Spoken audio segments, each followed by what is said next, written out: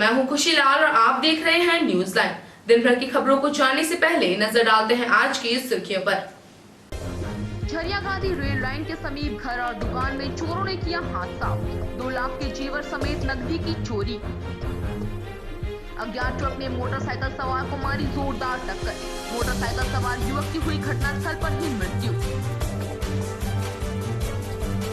श्राद्ध करने को लेकर जिला कांग्रेस कमेटी के महासचिव चपवाड़ी पंचायत प्रधान ने मानवता को दिया परिचय। चापानल खराब रहने से नदी का पानी पीने को है मजबूर। मुखिया ने दिया आश्वासन, जल्द उपलब्ध कराएंगे स्वच्छ पानी। बारिश कम होते ही तेज हुआ वाहन जांच अभियान। सघन जांच अभियान में नगर थाना पुलिस ने बिना ई पास वाले वाहनों का काटा चालान। अब खबरें विस्तार से। अज्ञात ट्रक के जोरदार टक्कर से मोटरसाइकिल सवार युवक की हुई घटनास्थल पर ही मौत। घटना बेंगाबाद मधुपुर मुख्य मार्ग कमजोरा मोड़ के समीप की है। मृतक युवक की पहचान कारोडी निवासी गोविंद साव के रूप में हुई है। घटनास्थल पर मौजूद लोगों में काफी आक्रोश था। बताया जा रहा है एम्बुलेंस को फोन करने के काफी देर होने के बाद भी जब एम्बुलेंस नहीं पहुंचा तो लोगों ने हंगामा शुरू कर दिया। इसकी सूचना पाकर बेंगाबाद थाना प्रभारी कमलेश पासवान मौके पर पहुंचे।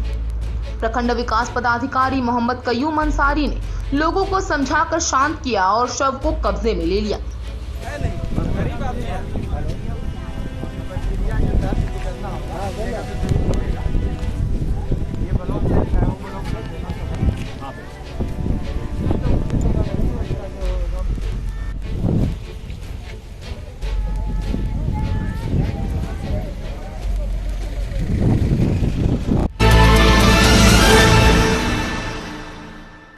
गिरिडीह के मुफस्सिल थाना इलाके के झरिया गांधी रेल लाइन के समीप घर में चोरों ने सेंधमारी कर करीब 2 लाख के जेवर समेत 10,000 नकद की चोरी कर ली।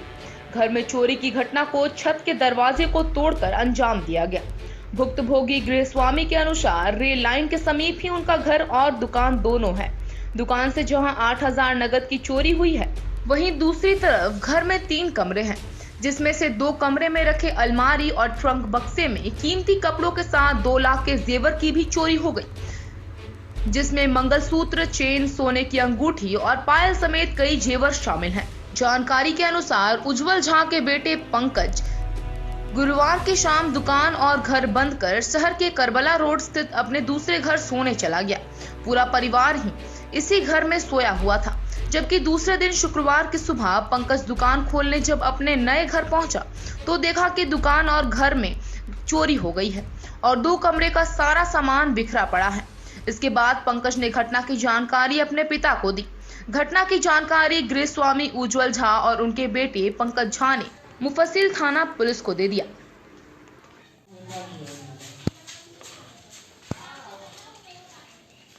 घर में रात में हम लोग यहाँ थे नहीं। हाँ, तबीयत खराब के कारण आज कल नहीं आ सके। हाँ, जिसे रात में ऊपर से दरवाज़ा तोड़ के अंदर घुस के सब रूम का ताला तोड़ के अलमारी से सारा कपड़ा, जेवर और कुछ नगद पैसा दुकान का था। दुकान से शराब, साबुन और रिफाइंड, सरसों तेल वगैरह सब ले गया सामने दरवाज़ा खोल करके। और ट्रेन से सारा कपड़ा बिखार के सब बिखार दिया। चोर घुसे कैसे हैं? कैसे कहाँ से घुसे? ऊपर छत पर से दरवाजा तोड़ करके घुसा है। छत का दरवाजा? छत का दरवाजा तोड़ के।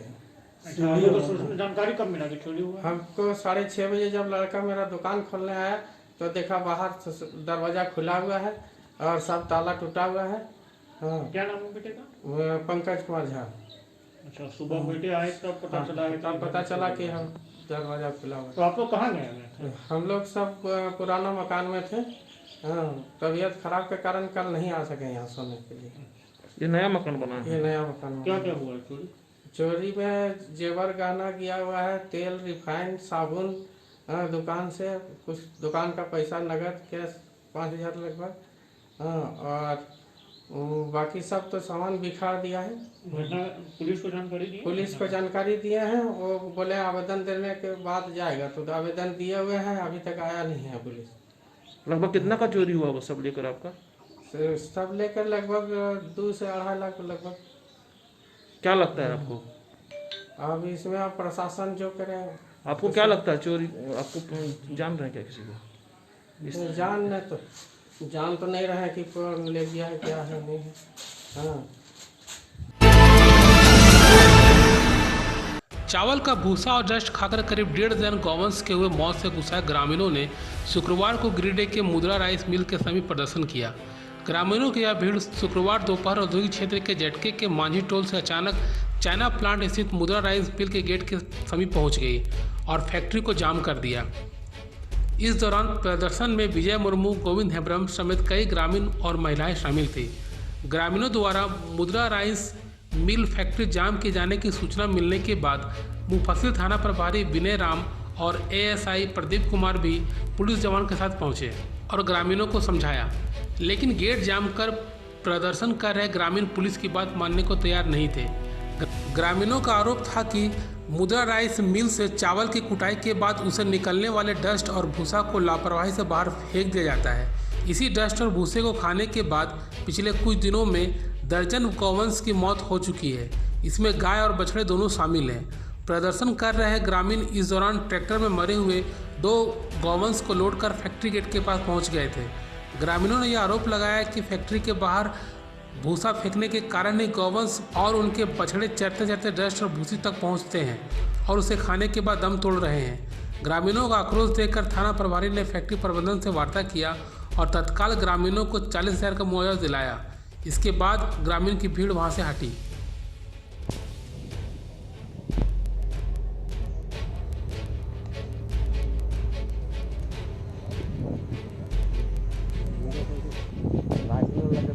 हम लोग आदिवासी टोला में, तो उसमें हम लोग का गाय, भैंस, बैल सब उसका भूसा खाता है। उससे 1 दर्जन से ऊपर घायल हो गया है, मर गया है, बाकी मर गया है। 2-4 का उसका ट्रीटमेंट चल रहा है और वैसे अभी खेती का दिन आ रहा है और हम लोग का गाय भैंस सब दिक्कत से मरते जा रहा है। तो उस हालत में हम लोग क्या करेंगे? अब जब आए हैं राइस मिल में, तो यहाँ का जो मालिक है और वहाँ का गेटमैन हम लोग को मिलने नहीं दे रहा है।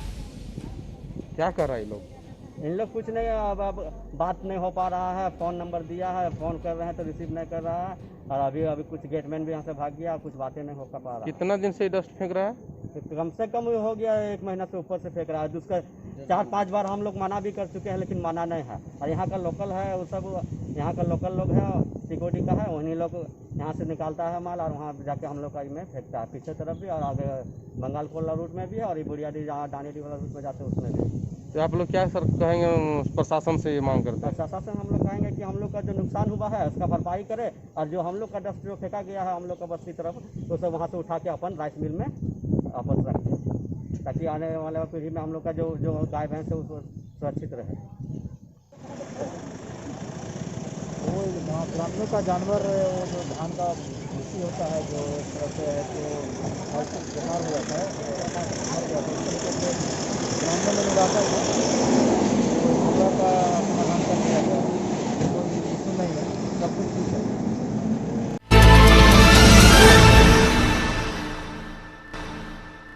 मिनी लॉकडाउन का पालन नहीं करने वाले 2 पहिया एवं 4 पहिया दर्जनों वाहनों को नगर थाना पुलिस ने सघन जांच अभियान चलाते हुए चालान काटा।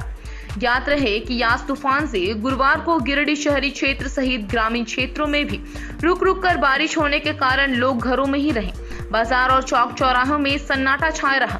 इसी क्रम में जब शुक्रवार को बारिश से थोड़ी राहत मिली तो सुबह से ही लोगों का आवागमन शुरू हो गया। कोरोना महामारी के रोकथाम के लिए लगाए गए लॉकडाउन में राज्य सरकार के गाइडलाइन को सख्ती से पालन करने के लिए जहां पुलिस प्रशासन चौक चौराहे पर मुस्तैद है, वहीं कुछ लोग इसे नजरअंदाज भी कर रहे हैं। इसी के मद्देनजर आज नगर थाना प्रभारी आर.एन. चौधरी के नेतृत्व में भंडारीडीह, सीहोडी, कोल्डीहा, हुट्टी बाजार आदि में ई पास एवं मास्क सघन जांच अभियान चलाया गया एवं दंडाधिकारी अंचल निरीक्षक दीनदयाल दास ने वाहन चालकों से दर्जनों चालान काटे।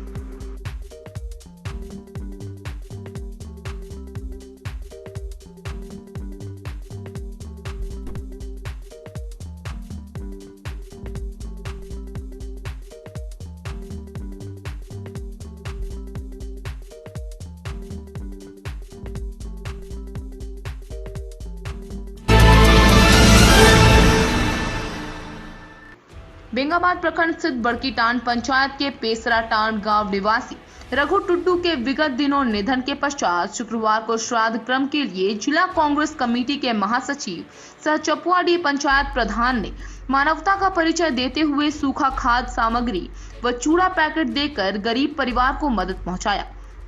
बताते चले कि उक्त परिवार बहुत ही गरीब है, उस पर से यह लॉकडाउन। ऐसे में पंचायत प्रधान की ओर से सहायता मिलने पर स्वर्गीय रघु टुड्डू की पत्नी और उनके बेटे ने धन्यवाद दिया। इस मौके पर संतोष टुड्डू, आनंद टुड्डू, बाबू चांद टुड्डू, सतीश टुड्डू, मोहम्मद भुटारी के अलावा उनके समस्त परिजन लोग उपस्थित थे।